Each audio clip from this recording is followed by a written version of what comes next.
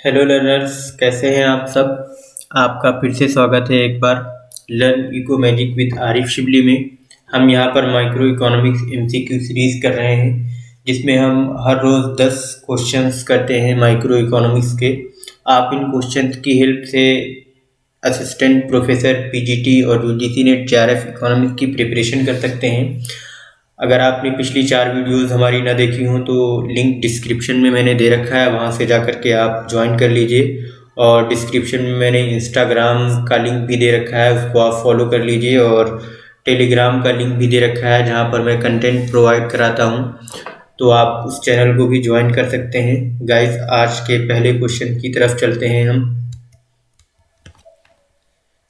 आज का हमारा पहला सवाल है, a demand curve which takes the form of a horizontal line parallel to the quantity axis illustrates elasticity which is. आज के जो हमारे क्वेश्चन हैं वो ज़्यादातर इलास्टिसिटी ऑफ डिमांड से रिलेटेड हैं। हमारा क्वेश्चन कह रहा है कि एक ऐसा डिमांड कर्व जो हॉरिजॉन्टल लाइन का हो और एक्स एक्सिस से पैरेलल हो, तो वो कितनी इलास्टिसिटी को शो करता है। तो गाइस, इसका जो आंसर होगा हम देख लेते हैं क्या है। पहला ऑप्शन है 0, दूसरा ऑप्शन है इनफाइनाइट, तीसरा ऑप्शन है <1 और चौथा है 1। तो इसका जो राइट आंसर होगा वो इनफाइनाइट होगा। हम इसका फिगर भी अटैच कर दिए हैं, इसमें आप देख सकते हैं कि किस तरह से जो पैरेलल डिमांड कर्व होता है, पैरेलल डिमांड कर्व होता है एक्स एक्सिस के, और जो हॉरिजॉन्टल भी है। तो यहाँ पर जो इलास्टिसिटी ऑफ डिमांड है वो इन्फिनिटी होगी, क्योंकि गाइस जो percentage change in quantity demand होगी वो यहाँ पे कुछ भी अगर हम कर दें percentage change in quantity demand, जैसे सपोज कर लीजिए यहाँ पे 30% है, तो गाइस जो ये प्राइस है यहाँ पे कुछ भी चेंज नहीं आ रहा है 1 भी परसेंट का, तो जो परसेंटेज चेंज इन प्राइस होगा वो 0 होगा। तो सपोज 30/0, तो ये इन्फिनिटी भी आएगा हमेशा। तो परफेक्टली इलास्टिक डिमांड करके केस में जो हमारी इलास्टिसिटी ऑफ डिमांड होती है वो इन्फिनिटी भी रहती है। या जो हमारा हॉरिजॉन्टल डिमांड कर्व होता है parallel to the X axis, उसकी इलास्टिसिटी ऑफ डिमांड इन्फिनिटी हो सकती है। क्वेश्चन किसी भी तरह से आ सकता है एग्जाम में, तो गाइस ये कॉन्सेप्ट्स आपको माइंड में रखने हैं। उम्मीद है समझ गए होंगे। दूसरे क्वेश्चन की तरफ चलते हैं आज। If the quantity of a commodity demanded remains unchanged as its price changes, यानी कि कोई कमोडिटी है या कोई क्वांटिटी है, उसकी डिमांड नहीं चेंज हो रही है जब प्राइस उसका चेंज होता है, तो coefficient of price elasticity of demand क्या होगा। क्या 1 होगा, 0 होगा, 10 होगा या 5 होगा। तो गाइस, जब किसी कमोडिटी की डिमांड चेंज ना हो, जब उसका प्राइस बढ़े, तो उसकी इलास्टिसिटी ऑफ डिमांड 0 होती है। यहाँ पे मैंने फिगर के माध्यम से समझाया हुआ है कि आप देख सकते हैं इस फिगर में कि प्राइस तो चेंज हो रहा है बट उसकी क्वांटिटी डिमांडेड है वो यहाँ पे 4 की 4 ही है। सपोज यहाँ पे 20 से 10 हो जा रहा है प्राइस, यानी कि 50% चेंज आ रहा है प्राइस में, और जो क्वांटिटी डिमांडेड है वो 0 है, 0% चेंज हो रहा है क्वांटिटी डिमांड में। तो जो हमारी इलास्टिसिटी ऑफ डिमांड होगी वो 0 हो जाएगी, 0/50। तो 0 को कितने भी नंबर से आप डिवाइड कर दें तो उसकी जो वैल्यू होगी वो 0 होगी। तो हमारा जो राइट आंसर है वो ऑप्शन बी है। आज का next question, 1% change in income causes 10% change in quantity demanded, elasticity of demand is. ये इनकम इलास्टिसिटी ऑफ डिमांड का क्वेश्चन है कि यानी जब किसी पर्सन की इनकम चेंज होती है 1% से, तो 10% उसकी क्वांटिटी डिमांडेड में चेंज आ जाता है। तो यहाँ पे पूछा है कि इलास्टिसिटी ऑफ डिमांड उस केस में क्या होगी। तो सिंपल सा फार्मूला, इसमें भी वही यूज़ करते हैं जो प्राइस इलास्टिसिटी ऑफ डिमांड वाला फार्मूला है। बस यहाँ पे परसेंटेज चेंज इन प्राइस की जगह हम percentage change in income use कर देंगे, तो जो हमारा राइट आंसर होगा वो 10 आ जाएगा। यहाँ पे मैंने लिखा हुआ है फार्मूले में, आप देख सकते हैं कि percentage change in quantity demanded 10 and percentage change in income 1%, so the elasticity of demand will be 10। Move होते हैं नेक्स्ट क्वेश्चन की तरफ। The slope of a line from the origin to any point on a total revenue curve shows. Option A average revenue, option B marginal revenue, option C price per unit, option D both A and D. Learners, यहाँ पे पूछा है कि जो हमारा total revenue curve होता है उसका स्लोप है तो वो क्या शो करता है, एवरेज रेवेन्यू को शो करता है या मार्जिनल रेवेन्यू को शो करता है या प्राइस रेवेन्यू को शो करता है, प्राइस पर यूनिट को शो करता है। तो गाइज ये ऑप्शन सी इसका करेक्ट हो जाएगा, option C and A, average revenue and price per unit both. तो गाइज जो हमारा स्लोप होता है, यहाँ से हम इस फिगर से समझ सकते हैं कि स्लोप कैसे निकाला जाता है। यहाँ पे मैंने टोटल रेवेन्यू कर्व टिपिकल दिया हुआ है, आप इसको देख लें और ध्यान में रखें कि किस तरह का होता है टोटल रेवेन्यू कर्व। आप इस फिगर के माध्यम से समझ सकते हैं कि टोटल रेवेन्यू कर्व का जो स्लोप होता है वो एवरेज रेवेन्यू और प्राइस को कैसे शो करता है। गाइज यहाँ पे आप देख सकते हैं कि यहाँ पे प्राइस जो है वो 15 है और क्वांटिटी डिमांडेड 3 है। तो यहाँ पर जो हमारा एवरेज रेवेन्यू निकालने का फार्मूला ये होता है कि हम प्राइस और क्वांटिटी डिमांडेड को डिवाइड कर दें आपस में, तो हमारा एवरेज रेवेन्यू निकल जाएगा। तो यहाँ पे हमारा एवरेज रेवेन्यू 5 और प्राइस पर यूनिट जो होगा वो 5 होगा। आज के नेक्स्ट क्वेश्चन की तरफ चलते हैं। 10 rupees increase in price of commodity X causes quantity to decrease by 30 unit, elasticity of demand is. यहाँ पर पूछा है, कुछ डेटा दिया हुआ है हमें कि 10 रुपीज़ इंक्रीज होता है एक कमोडिटी एक्स के प्राइस में, और जो कमोडिटी एक्स है उसकी क्वांटिटी डिमांडेड 30 यूनिट तक इंक्रीज हो जाती है या बढ़ जाती है। तो इस केस में हमारी इलास्टिसिटी ऑफ डिमांड क्या होगी। तो हम इसको सिंपल से जो हमारा फार्मूला होता है इलास्टिसिटी ऑफ डिमांड के मेजरमेंट का, हम उसमें वैल्यूज़ पुट कर देंगे। तो देखते हैं हमारा जो यहाँ पे वैल्यूज़ हैं गाइस पूरी नहीं दी हुई हैं, तो जो हमारा राइट आंसर होगा वो ऑप्शन सी होगा। यहाँ पे मैंने सॉल्यूशन लिखा हुआ है, आप देख सकते हैं कि किस तरह से हमारा इनसफिशिएंट डाटा है। जैसे ये हमारा फार्मूला होता है इलास्टिसिटी ऑफ डिमांड का, यहाँ पे कह रहा है 10 rupees increase in price of a commodity. तो गाइज 10 रुपीज़ जब चेंज होंगे तो हम इसकी वैल्यू यहाँ पे रख सकते हैं। Causes quantity to decrease by 30 unit, हम क्वांटिटी डिमांडेड में जो चेंज आ रहा है वो 30 यूनिट यहाँ रख देंगे, लेकिन हमें प्राइस, इनिशियल प्राइस और इनिशियल क्वांटिटी डिमांडेड की ज़रूरत पड़ेगी। तो ना तो हमें इनिशियल प्राइस दिया हुआ है और ना ही इनिशियल क्वांटिटी डिमांडेड दिया हुआ है। इस वजह से जो हमारे क्वेश्चन में डाटा है वो इनसफिशिएंट है, और यहाँ पर जो हमारा राइट आंसर है वो आंसर सी हो जाएगा, नथिंग कैन बी कंक्लूडेड। चलते हैं नेक्स्ट क्वेश्चन की तरफ। Price changes from ₹6 to ₹4 and the quantity demanded changes from 3 to 8।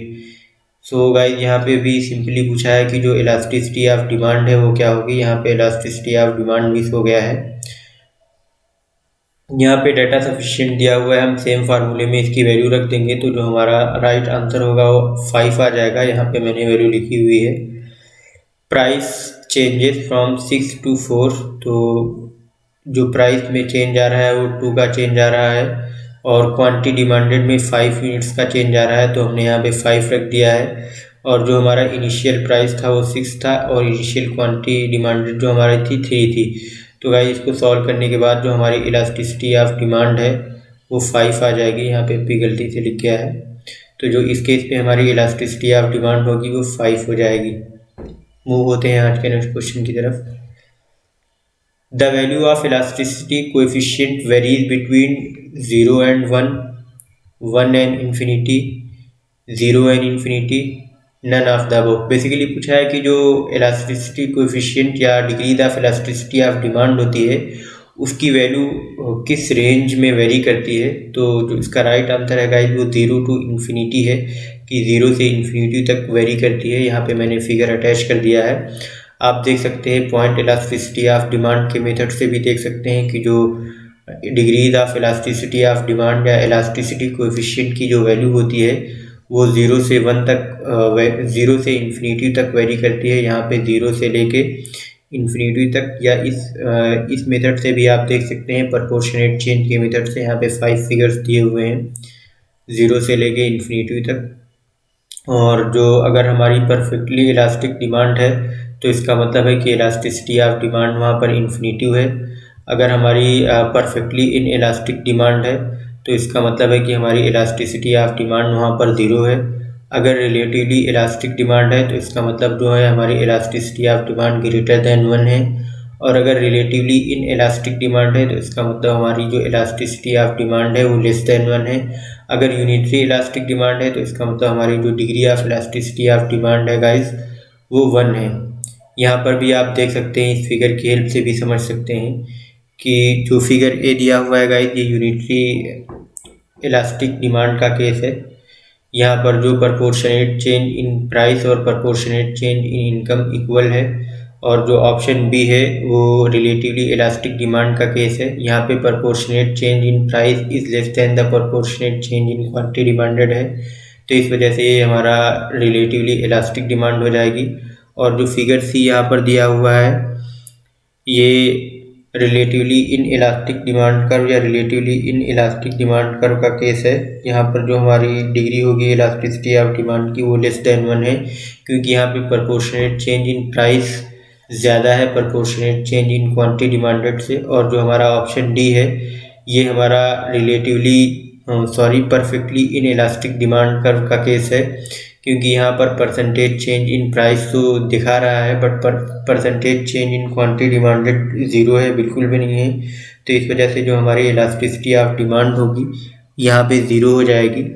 और जो हमारा ऑप्शन फिगर सी ई है, इस केस में ये परफेक्टली इलास्टिक डिमांड कर्व को शो कर रहा है, क्योंकि यहाँ पे proportionate change in quantity demanded तो हो रहा है कुछ ना कुछ, but proportionate change in price को 0 है।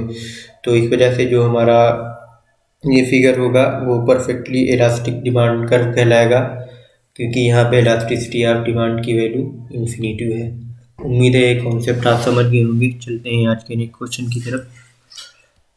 8वां क्वेश्चन है आज का हमारा, when a straight line from origin intersects parallel demand curves, elasticity of demand at the intersected points will be. यानी कि जब दो पैरेलल डिमांड कर्व हों, सेम दूरी पर हों, तो एक लाइन है जो ओरिजिन से जा रही होती है और उन डिमांड कर्व्स को इंटरसेक्ट करती है या काटती है, तो उन दो पॉइंट्स पर जो इलास्टिसिटी ऑफ डिमांड होगी वो क्या होगी। पहला ऑप्शन दिया हुआ है, higher on the demand curve closer to the origin, higher और lower depending upon price level, the same, lower on the demand curve closer to the origin. तो गाइस इसका राइट आंसर होगा वो सेम होगा, क्योंकि जब दो हमारे डिमांड कर्व पैरेलल होते हैं और कोई लाइन ओरिजिन से इनको इंटरसेक्ट करती है, तो उन दोनों पॉइंट्स पर जहाँ पर जो लाइन इंटरसेक्ट करती है, जो इलास्टिसिटी ऑफ डिमांड रहती है वो सेम रहती है, चेंज नहीं होती है। आप इस फिगर की हेल्प से देख सकते हैं कि किस तरह से इलास्टिसिटी ऑफ डिमांड यहाँ पर सेम है। आज का हमारा 9वां क्वेश्चन है, which of the following has more elastic demand. Option A, commodity without substitutes, a commodity the use of which cannot be postponed, a commodity on which a small fraction of income is spent, a commodity with substitutes। तो guys यहाँ पे पूछा है कि किस case में जो demand होगी वो हमारी ज़्यादा इलास्टिक होगी। तो गाइस इसका राइट आंसर होगा वो होगा डी, एक कमोडिटी सब्स्टिट्यूट। में समझा देता हूँ कि ऐसा क्यों होता है, क्योंकि गाइस जो एक कमोडिटी ऐसी होती है जो जिसके कोई सब्स्टिट्यूट ना हो, तो उसकी डिमांड में कोई बहुत ज़्यादा फ़र्क नहीं पड़ता है अगर उसके प्राइसेस इंक्रीज या डिक्रीज़ होते हैं। तो इस वजह से हमारा ऑप्शन ए है वो गलत हो जाएगा, और ये इस केस में नहीं होगा। इलास्टिक डिमांड के केस में ऐसा बिल्कुल नहीं होता है, क्योंकि इलास्टिक डिमांड में जब प्राइसेस में चेंज होता है तो क्वांटिटी डिमांडेड में ज़्यादा चेंज आता है। यानी कि अगर 10% इंक्रीज हुआ प्राइसेस में, तो क्वांटिटी डिमांड 10% से ज़्यादा इंक्रीज हो जाएगी। वो 12% हो सकती है या 15% हो सकती है। बट एक ऐसी कमोडिटी जिसके सब्स्टिट्यूट ही नहीं है, जैसे मान लीजिए सिर्फ चाय ही मार्केट में हो और कॉफ़ी ना हो, तो चाय के प्राइसेस में कमी या ज़्यादती होने से उसकी जो डिमांड होगी वो बहुत ज़्यादा चेंज नहीं होगी। बट यहाँ पे अगर कॉफ़ी मौजूद है मार्केट में, तो चाय के प्राइस अगर बहुत ज़्यादा बढ़ जाएंगे तो चाय का की डिमांड होगी वो कम हो जाएगी, और उसके जो सब्स्टिट्यूट्स हैं जैसे कॉफ़ी हो गई, उसकी डिमांड लोग करने लगेंगे, तो इस तरह से वो इलास्टिक हो जाएगी। तो कोई भी कमोडिटी जो बगैर सब्स्टिट्यूट की होती है वो उसकी डिमांड इलास्टिक नहीं होती है। ए commodity the use of which can not be postponed, और एक ऐसी कमोडिटी गाइस जिसका यूज़ पोस्टपोन ना किया जा सके, क्या वो ज़्यादा इलास्टिक होगी? बिल्कुल भी वो ज़्यादा इलास्टिक नहीं होगी। उसके प्राइस में कितना भी चेंज आए, लोग उसको यूज़ करेंगे ही करेंगे। ए commodity on which A small fraction of income is spent, और एक ऐसी कमोडिटी जिसके ऊपर हमारा बहुत कम पैसा खर्च होता है, जैसे कि मान लीजिए नमक हो गया, तो नमक पे हमारा पैसा बहुत कम खर्च होता है, तो इस वजह से इसकी भी डिमांड इलास्टिक नहीं होगी। नमक का रेट अगर 100 रुपये हो जाए तो भी हम 1 किलो ही लेकर आएंगे, या 50 रुपये हो जाए तो भी हम 1 किलो लेकर आएंगे, और अगर 20 रुपये हो जाए तो भी हम 1 किलो लेकर आएंगे।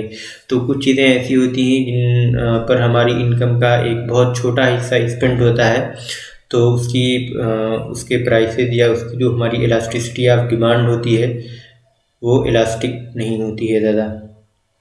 और ये आखिरी ऑप्शन दिया हुआ है option D, A commodity with substitutes. बिल्कुल, अभी जैसे मैंने ऊपर एग्जांपल दिया चाय और कॉफ़ी का, कि अगर चाय के प्राइसेस में बहुत ज़्यादा उछाल आ जाए, बहुत ज़्यादा चेंज हो, बहुत ज़्यादा बढ़ जाए उसके प्राइसेस, तो लोग उसके चाय की डिमांड को पोस्टपोन कर देंगे और उसकी डिमांड ज़्यादा नहीं करेंगे। तो इस वजह से जो कमोडिटी एक ऐसी कमोडिटी जिसके बहुत सारे सब्स्टिट्यूट्स मार्केट में अवेलेबल हों, तो उसके प्राइसेस में चेंज होने से उसकी डिमांड पे बहुत ज़्यादा असर पड़ता है। तो इस वजह से इसको हम बोलते हैं कि उस केस में जो डिमांड होगी वो मोर इलास्टिक होगी। आज के आखिरी क्वेश्चन की तरफ मूव होते हैं। Market demand curve for a commodity shows the relationship between the price and commodity purchased in the market by all the consumers of one particular community, individual consumer, none of the above। Guys, इसका none of the above तो नहीं हो सकता है। हम देखते हैं option C, individual consumers. Individual consumers भी नहीं होगा, क्योंकि यहाँ पे हमें पूछा है कि मार्केट डिमांड कर्व के बारे में पूछा है गाइस, ना कि इंडिविजुअल डिमांड कर्व के बारे में पूछा है। So market demand curve for a commodity shows the relationship, यानी कि जो मार्केट डिमांड कर्व होता है वो रिलेशनशिप शो करता है किसके बीच, price and commodity purchased in the market by. तो जो मार्केट डिमांड कर्व होता है वो ऑल कंज्यूमर्स के ज़रिए परचेज की हुई चीज़ों के बीच की रिलेशनशिप को शो करता है। प्राइस और जो जितने भी कंज्यूमर्स होते हैं उन्होंने चीज़ें खरीद रखी होती हैं उसके बीच की जो रिलेशनशिप होती है उसको शो करता है।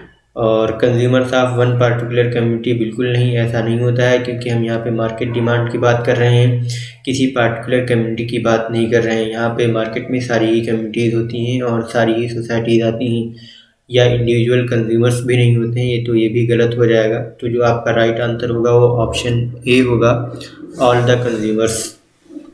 तो गाइस, आज के क्वेश्चंस कंप्लीट। तो आप नेक्स्ट वीडियो में आपसे मिलेंगे 10 MCQs के साथ, और 51 to 60 MCQs होंगे माइक्रो इकोनॉमिक्स के उसमें। Thank you for watching. Please like, share, subscribe and notification घंटी आप ऑन कर ली। कमेंट करें और बताएं कि कैसा लगा आपको ये MCQ सीरीज़ का सेशन। Learn eco magic with Arif Shibli. Thank you so much.